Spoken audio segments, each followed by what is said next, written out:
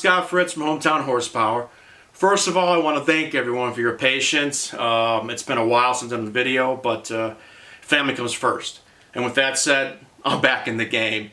I decided to do short weekly videos instead of these long episodes that take me 40 hours to edit. Actually, the next couple weeks, this car is going to be featured. It's an S197. They're going to have some good tips and tricks about a 4.63 valve or a 5.0 Coyote. And if you don't understand what I just said, put down the wrench and step away from the vehicle. Mostly, it's going to be about this car. It's my son's car, Jonathan. Went into the Navy. Didn't have time to finish this, so the task is in my hands, along with some really good friends and family members. Hope you enjoy. Oh, hey everybody, I'm Scott Fritz along with Mike Williams. We are in my laboratory. I'm sorry I haven't got any episodes out lately. We've been very busy, and there's a good reason why, and I'll explain it here. But this here is a 2008 Mustang GT that belongs to my middle son. He signed up for the Navy and had a start date mix-up and got shipped out to boot camp before the car got done.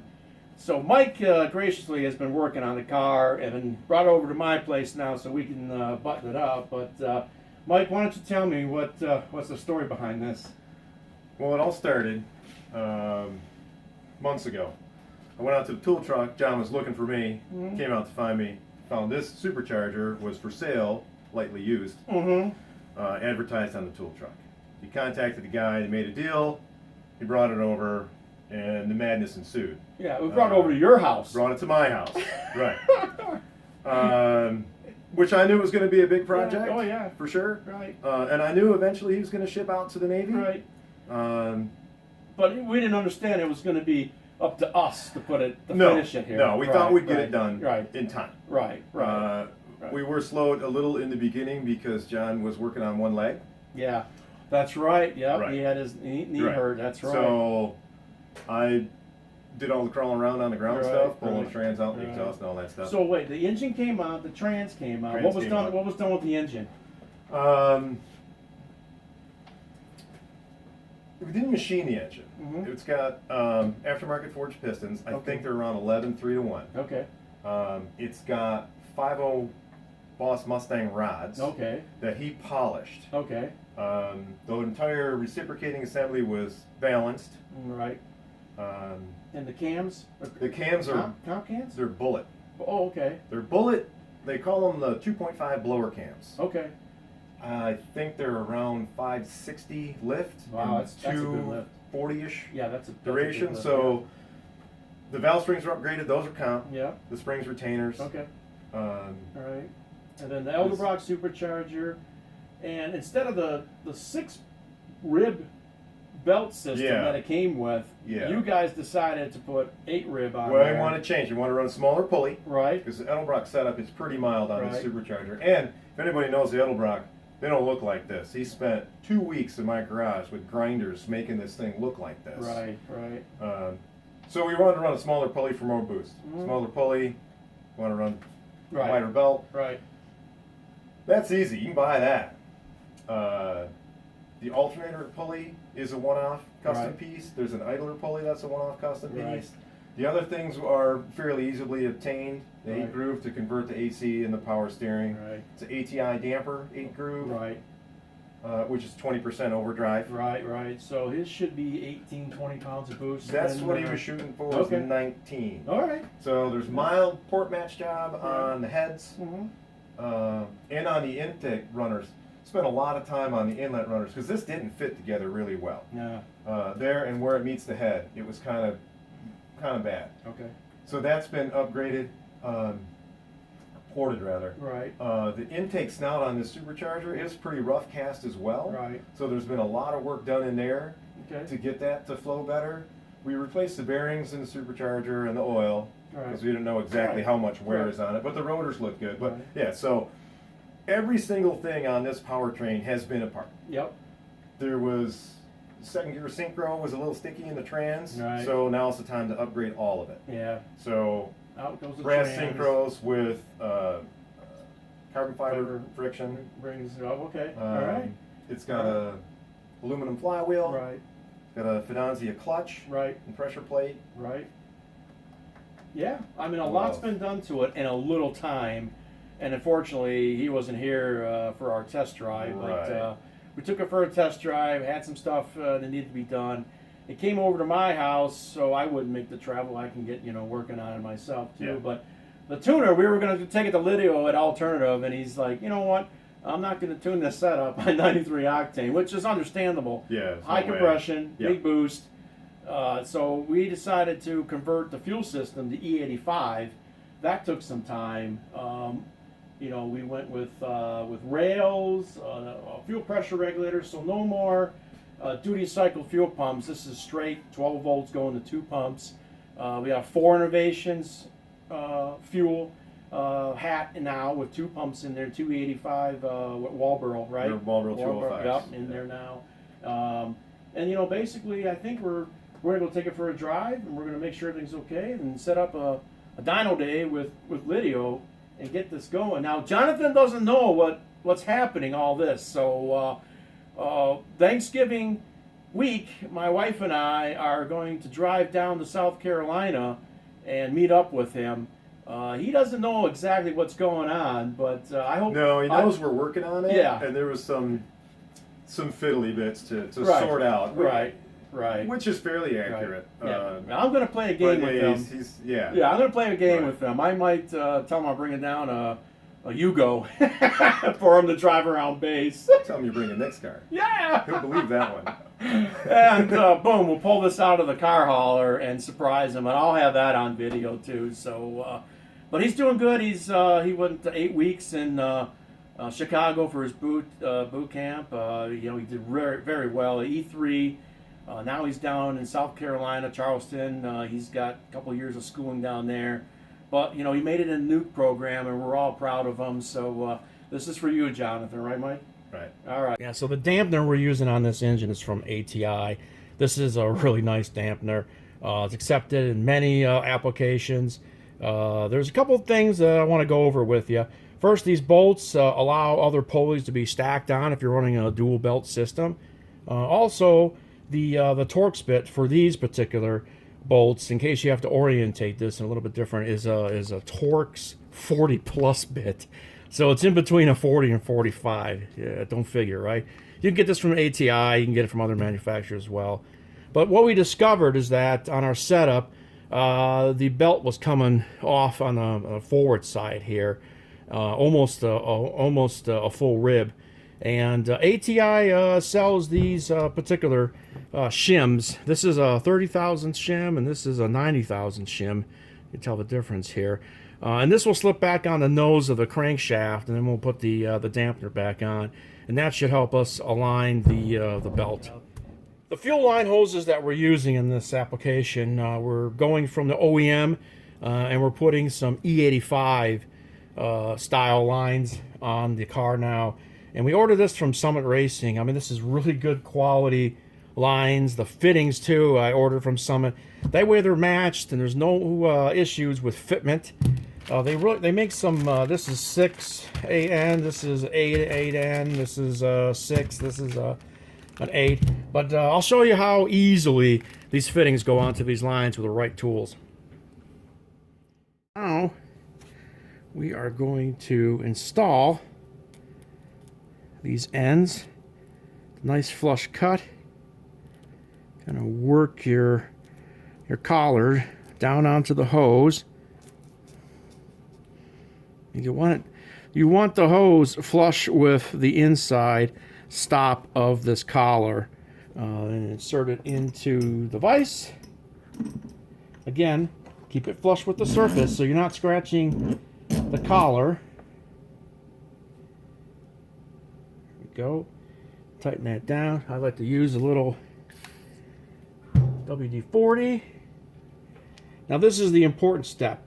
This taper has got to fit perfectly down that hose and start to hand tighten it.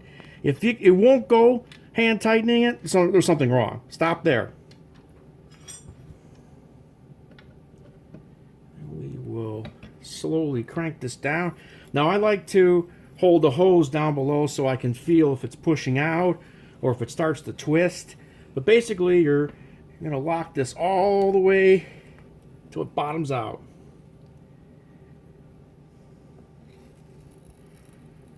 And yep, there we are. That's how simple these hoses are. These hose ends are to put on these hoses, and it's nice quality. It's a great bang for the buck. It's E85 hoses. If you were doing a complete fuel system, you might as well go with these type of hoses in case you do convert to E85 or alcohol fuels later on. I reuse these fittings on a different hose. This is a scrap hose. I'm going to take these fittings off. And these fittings can be reused, but I would not install them back on that end of the hose because that end of the hose has been compromised. But you want to put this on the vise. You want to put this part of the collar onto the hose. You want to put on the vise flush with this surface. And then, I mean, you could use a regular wrench and scratch it up. I like to use hockey tape on an adjustable wrench. I mean, you can use duct tape or electrical tape, but they don't grip like a hockey tape. And I have an excessive amount of hockey tape, so you might have to hold the bottom of the hose here to keep it from twisting. But there you go. Remove this. We can reuse this. Oh boy, there we go. All right. And we just saved the end on these. They're very expensive. Some of these are, you know, $10 to $25 a piece. So you definitely want to save them. And then the collar just comes off the end of the hose like that. Now again, I wouldn't use the end of this hose. I would cut this off with a necessary tool if I wanted to reuse this hose later on. We're going to unbox the 4 Innovations fuel hat. This is a dual pump application for an S197 Mustang. I ordered it through Team Beefcake Racing down in Ohio.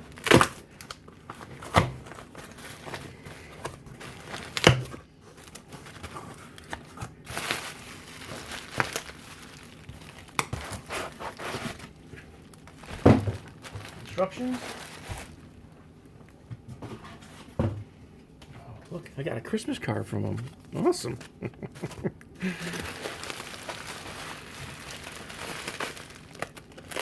Now the website advertises these fuel hats like at $455, and it's kind of misleading because when you go to order it, no matter what, you have to order 2 fuel pumps with it. And I emailed them back and forth trying to explain to them that I am an engineer and I can put my own fuel pumps on there. Thank you very much. But they said for customer satisfaction, they must come with pumps. So that delayed the shipping of this fuel hat. But it is what it is. That is a nice product. I did some research. CPE makes a fuel hat, Division X, but since we used some Ford products before, we've got the fuel pressure regulator from them on this car as well. We decided to go with the 4 Innovations. Yeah, looks like. Yep. So the depth is very important when installing this. You've got to know exactly where the bottom needs to be as far as height goes when you install it. So this 4 Innovations fuel hat is a compression fitting, so no hoses that usually go from here to here.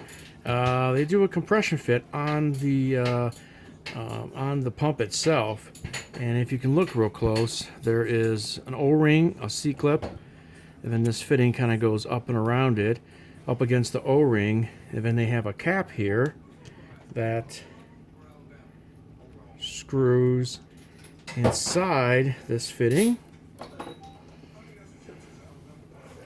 and it's able to turn, and then that gets screwed into like so.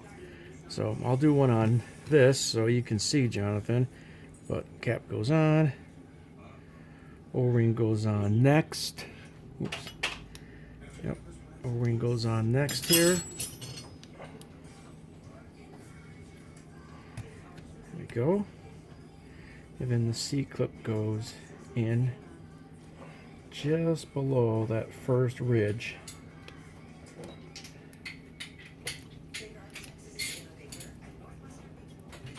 Kind of locks itself in there. There we go. Then that goes up and around everything. That doesn't allow this to go any, too far up. And then this part, again, gets screwed into here on the inside. And that kind of like locks everything down, allowing it to turn, but it's still sealed.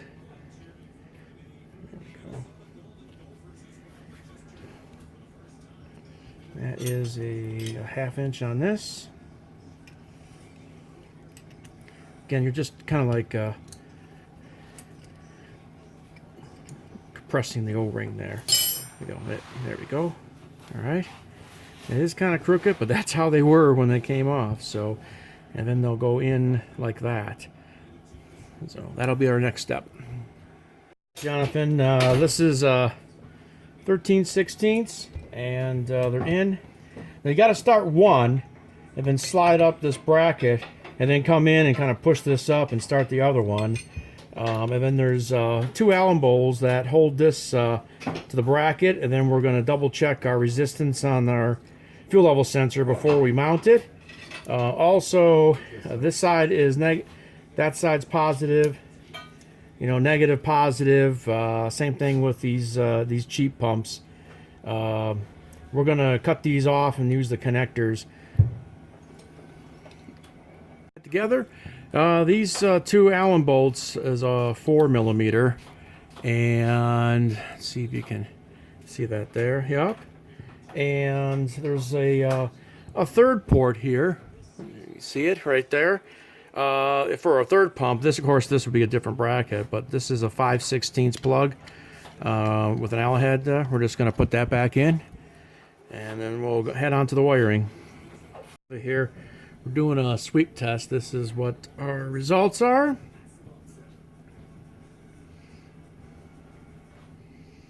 There we go. We had to replace it. The other one was had a dead spot at the top. All right, we've got both fuel pumps installed, labeled number 1 and number 2. The return is a 6 AN. The feet is an 8 AN, and it runs underneath the vehicle. Goes to the Aeromotive fuel filter, which has a stainless steel 40 micron. Continues up the driver's side, up and around the brake booster, over to the fuel rails here. Through the rails, we've got the feed that comes out of the rails back to the fuel pressure regulator. There's the gauge there. The return is a 6 AN, and it goes back to the fuel pump. On the other side here, we're showing the Aeromotive fuel rails. We have 80-pound injectors, and we're using Summit fuel lines. All right, John, here we go. We just got it together. This is his camera. Oh, it is? Yeah. Is it GoPro? Yeah. Oh, GoPro. Make sure underneath here. It's good. Okay. Yeah. All right. I don't see anything.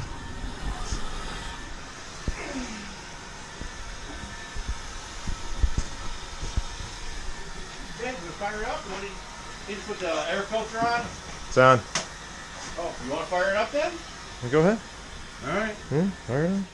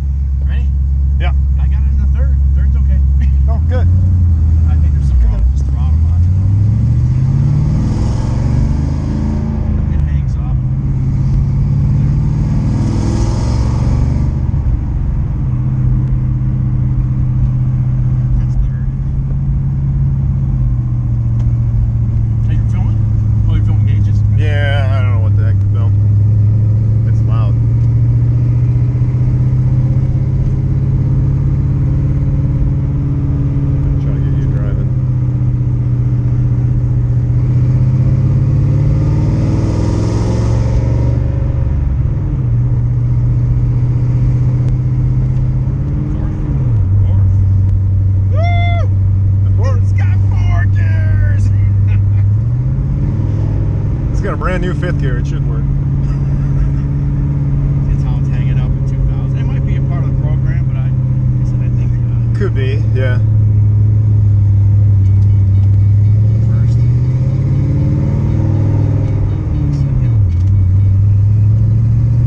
The throttle response is much better with these 80-pounders in here. Okay.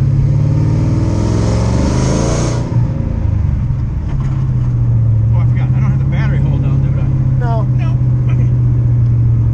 Oh, the box is bolted down. Don't go too far. Cables are short enough. They're very short. All right, that is a successful test drive. Yeah, that throttle body Gauges. sucks.